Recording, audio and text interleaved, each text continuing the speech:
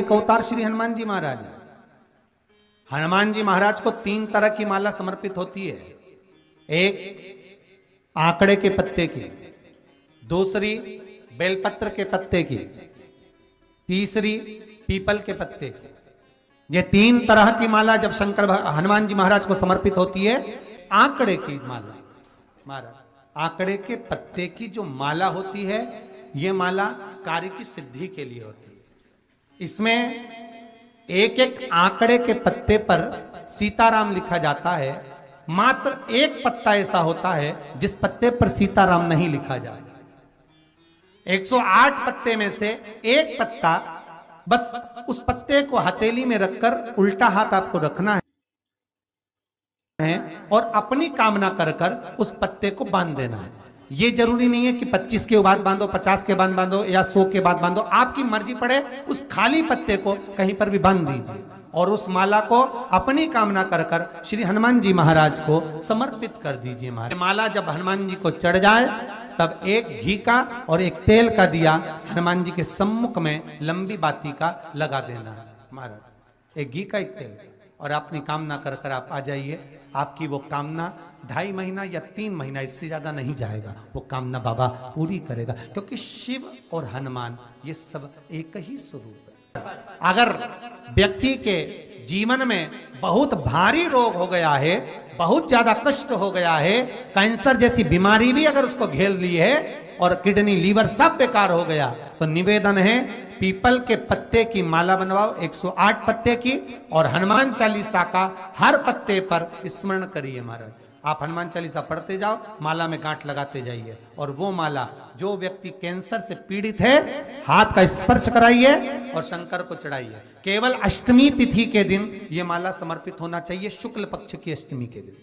आप 2 या 3 अष्टमी को कर कर देखिए, अपने आप दवाई लगना प्रारंभ होगी। कैंसर जैसा रोग भी धीरे धीरे समाप्ति पर आएगा महाराज। पर करना शुक्ल पक्ष की अष्टमी को ही।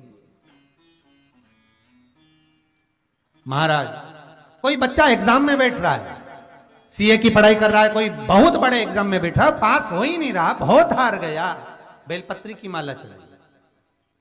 पर बेलपत्र की जो माला है वो केवल प्रदोष पर चढ़ती है श्री हनुमान जी महाराज। आप बेलपत्र की माला चढ़ाओ, 108 बेलपत्र आप श्री शिवाय नमस्तुभ्यम मंत्र का जाप कर कर गांठ लगाकर भगवान श्री हनुमान जी महाराज के सामने पहुंचकर माला को सीधी रखकर, जो व्यक्ति एग्जाम में बैठ रहा है, नौकरी के लिए, अन्य पढ़ाई के लिए, अगर कंपटीशन एग्जाम में भी बैठ रहा है, तो माला को हनुमान जी महाराज, और हनुमान जी कौन से होना चाहिए? पूर्वमुखी।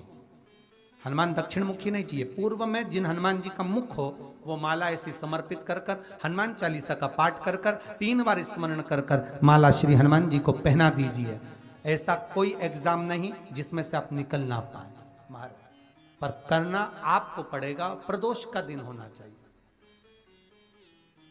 प्रदोष के दिन भगवान, और प्रयास जहां तक हो सके प्रदोष काल में अगर चढ़ाएंगे तो ज्यादा फलदायी रहेगा प्रदोष। और कई लोग तो ऐसे हैं उनको आज तक हनुमान चालीसा पढ़ना नहीं है, आज तक कोई चालीसा, चाहे गायत्री चालीसा हो, लक्ष्मी चालीसा हो, शिव चालीसा हो, पढ़ना ही नहीं आती, बस बैठ गए भगवान के सामने और पढ़ लिया आसन लगा के। नहीं नहीं नहीं, चालीसा पढ़ने का भी एक नियम है।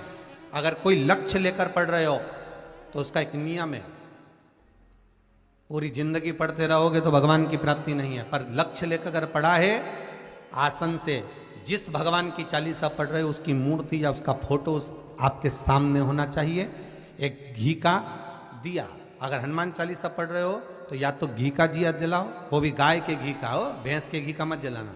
हनुमान जी कभी प्रकट नहीं होंगे भैंस के घी से। घी का दिया लगाइए अगर चालीसा का पाठ कर रहे हो हनुमान जी का।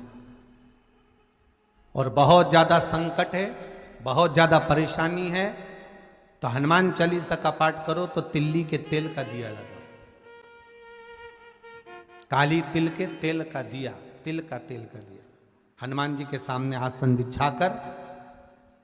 बहुत तकलीफ है तो 3 पाठ प्रतिदिन करो, और एक आसन से जितने समय, 9 बजे अगर आप बैठते हो पाठ करने तो 9 बजे ही बैठना है।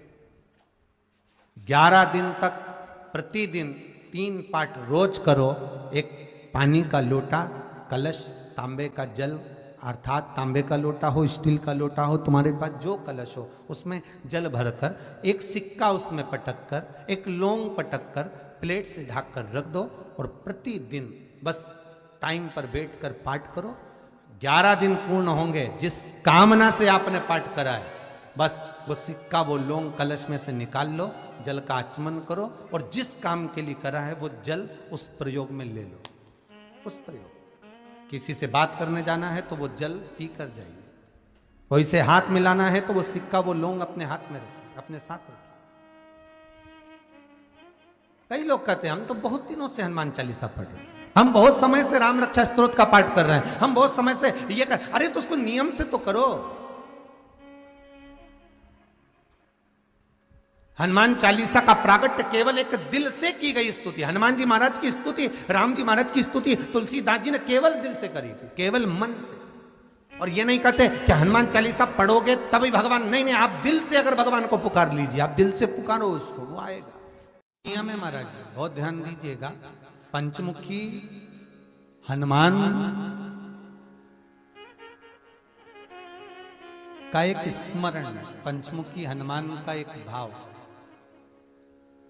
महाराज, जैसे बहुत ज्यादा तकलीफ अगर व्यक्ति को हो गई है, बहुत कष्टमय जीवन चल रहा है, हार गए हर जगह से और तकलीफमय जीवन चल रहा है, तो पंचमुखी हनुमान का एक शिव महापुराण का और स्कंद पुराण का एक बड़ा सुंदर मंत्र है। उस मंत्र को आप सब एक बार हमारे साथ में बोलें।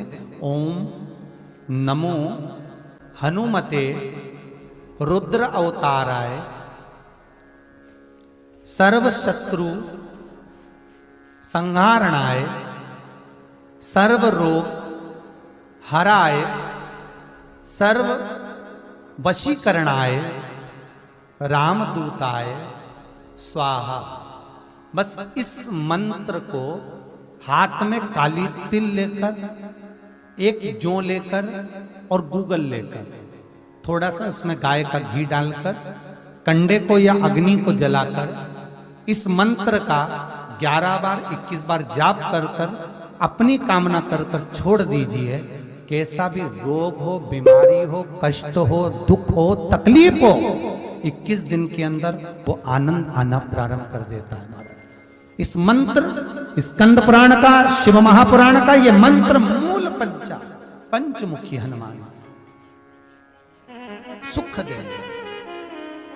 और एक और चीज याद रखिए हमारा,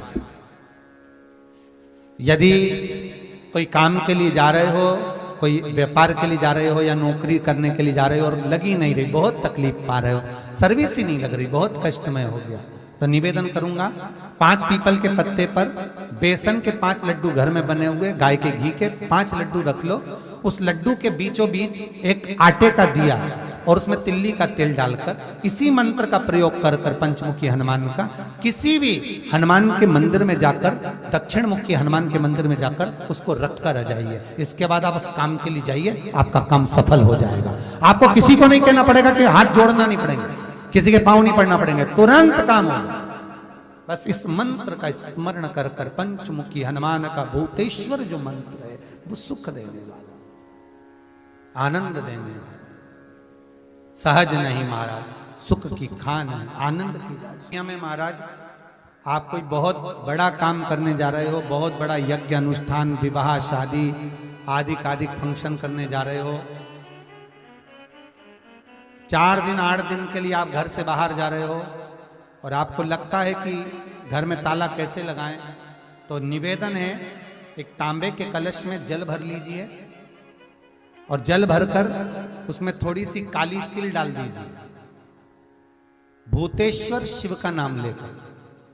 कौन से शिव का? भूतेश्वर, शमशानवासी भूतेश्वर शिव का नाम लेकर काली तिल डाल दीजिए, कलश को प्लेट से ढक दीजिए, घर के किसी भी भाग में उसको रख दीजिए। उसके बाद आप चले जाओ। किसी की सामर्थ्यता नहीं है कि उस घर में कोई पांव रखे, किसी की सामर्थ्यता नहीं है।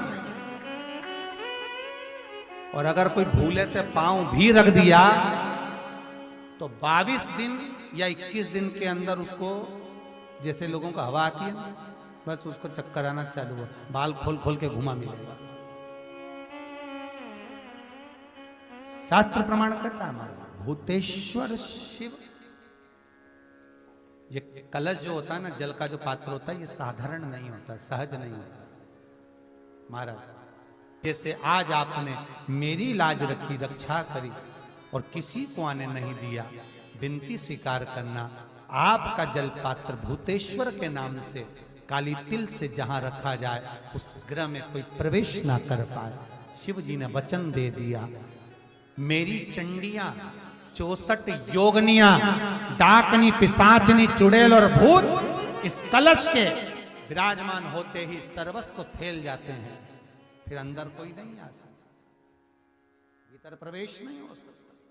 लगे तो उन्होंने हनुमान जी से कहा कि तुम क्या चाहते हो? हनुमान जी बोले मेरे को जाना है, क्योंकि जहां राम वहां हनुमान। हनुमान जी जब कहने लगे कि मेरे को जाना है, तो राम जी महाराज बोले नहीं नहीं हनुमान, तुझे सबसे ज्यादा प्रिय क्या है? तो कह राम।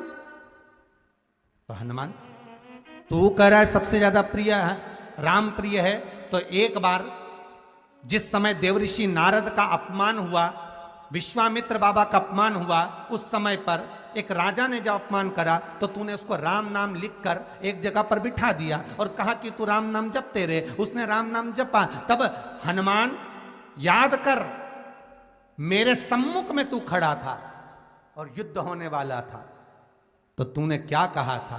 प्रभु आप इसको मार नहीं सकते क्योंकि ये आपका नाम ले रहा है। राम से बड़ा होता है राम का नाम, आप इसे मार नहीं सकते। तब आपने ये संवाद कहा था, हनुमान बता तेरी प्रियता क्या है? हनुमान जी कहते हैं प्रभु आपने मुझे जगा दिया, क्योंकि मुझे श्राप ये मिला था कि तू जागेगा किसी की जगाने पर, आपने मुझे जगा दिया। इसलिए है नाथ, अब मैं जाना नहीं चाहता, सत्संग करना चाहता।